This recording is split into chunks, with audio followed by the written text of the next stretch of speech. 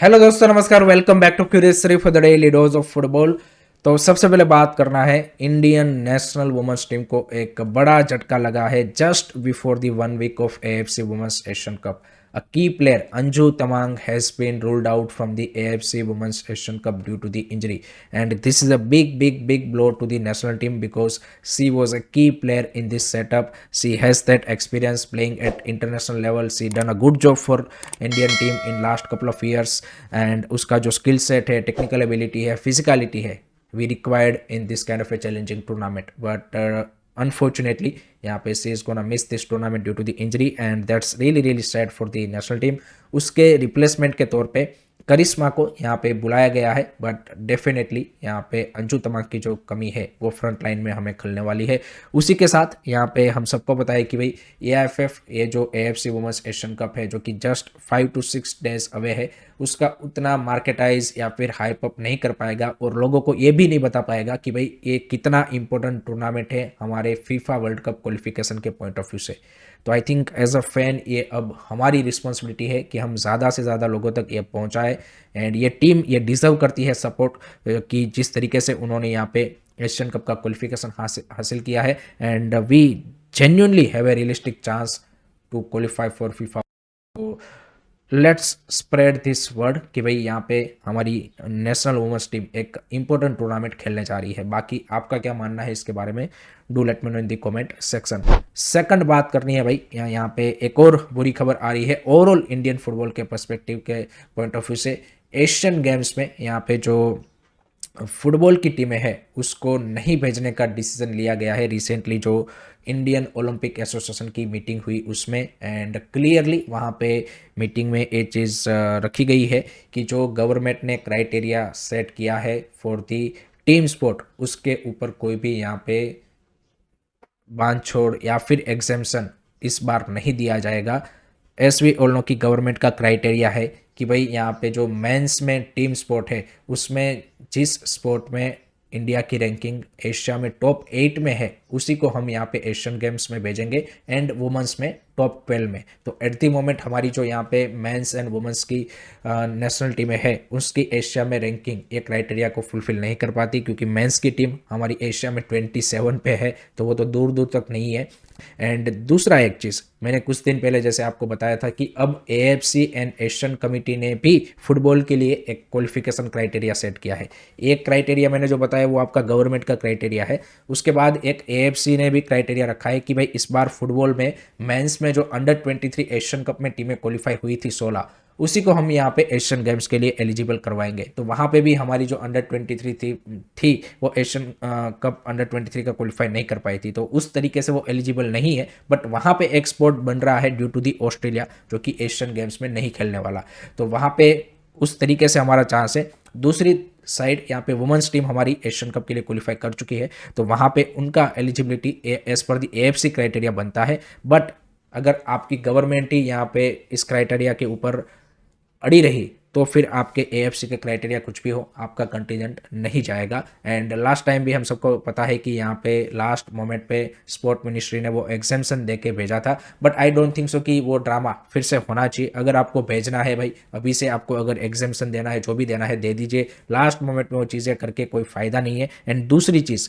कि यहाँ पे जो ये गवर्नमेंट का क्राइटेरिया है, अच्छी बात है कि भाई आप जो मेडल कंटेंशन में हो ऐसे टीमें ही भेजना चाहते हैं, बट फुटबॉल को एंड बाकी स्पोर्ट को आप एशिया में कम्पिटेटिवनेस लेवल वाइज से हम नहीं आंक सकते कि भाई सभी स्पोर्ट में यहाँ पे टॉप 8 में हो, क्योंकि कोई एक स्पोर्ट में एशिया में टॉप 8 में आना इंडिया के लिए due to the less competitiveness easy होगा। बट फुटबॉल हम सबको पता है कि भाई एशिया में सभी कंट्रीज खेलते हैं एंड वहाँ पे कितना डिफिकल्ट है।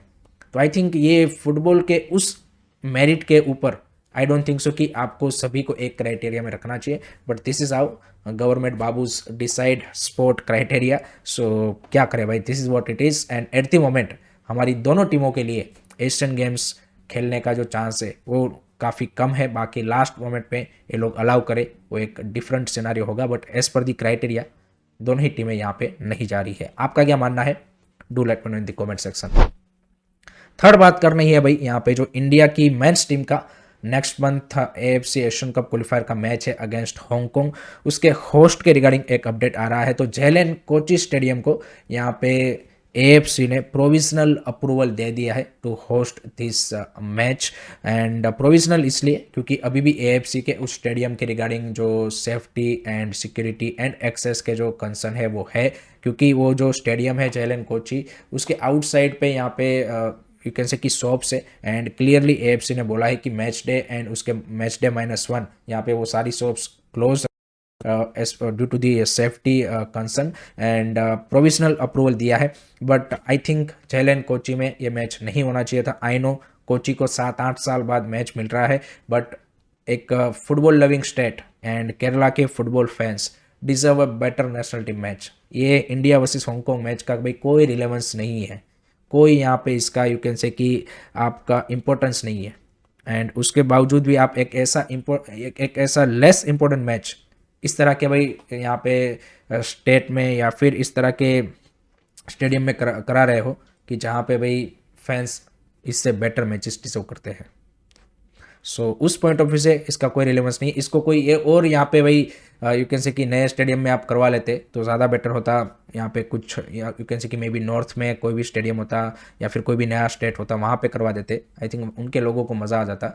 आप कोलकाता, यहाँ पे केरला, इस तरह के भाई जो यहाँ पे यू कैन से कि सिटीज़ हैं या फिर स्टेट्स है, उनका यूटिलाइज़ कीजिए इंपॉर्टेंट मैचेस के लिए कि जहाँ पे वो क्राउड आए एंड वो यहाँ पे यू कैन से कि वो एटमॉस्फेयर क्रिएट करे। बट एएफएफ आप सबको पता है कि भाई वो इसी तरह से वर्क करते हैं। आपका क्या मानना है? Do let me know in the comment section. Next उसके बाद बात करते हैं भाई यहाँ पे कल खेले गए आईएसएल के गेम वीक 2 के लास्ट मैच के बारे में, यानी कि Odisha FC versus Inter Kashi. And finally भाई ओडिशा एफसी हमें 10 महीने के बाद यहाँ पे ऑन द फील्ड मैच खेलती हुई दिखी एंड अच्छी फाइट पुटअप की। Honestly I was surprised by the performance of Odisha FC because 3-4 दिन का ट्रेनिंग था, नया कोच था, 10 महीने बाद टीम खेल रही थी एंड बिहाइंड द सीन इतने ज़्यादा हार्डशिप्स, अनसर्टेनिटी, प्रॉब्लम से गुजरने के बाद जिस तरीके से प्लेयरों ने यहाँ पे ऑन द फील्ड आके वो फाइटिंग स्पिरिट, वो इंटेंट दिखाया है, दैट्स कमेंडेबल। एंड वो कई सारे और क्लब इस सीजन यहाँ पे उनके प्लेयर्स करने में नाकामयाब रहे हैं। For example Kerala blaster and Chennai FC. आप चाहे कितने भी फॉरनर्स उतार दो, आपने इनसे बेटर प्री सीजन किया था, बट ओडिशा एफसी के प्लेयरों में वो हंगरनेस दिखा। एक ही फॉरनर के साथ खेल रहे थे, उसके बावजूद भी उन्होंने इंटरकाशी के सामने भी ड्रॉ खेला। I know match was boring, उतना ज़्यादा यहाँ पे मैच में ऐसे मोमेंट नहीं थे कि जिसको आप एंजॉय कर पाए।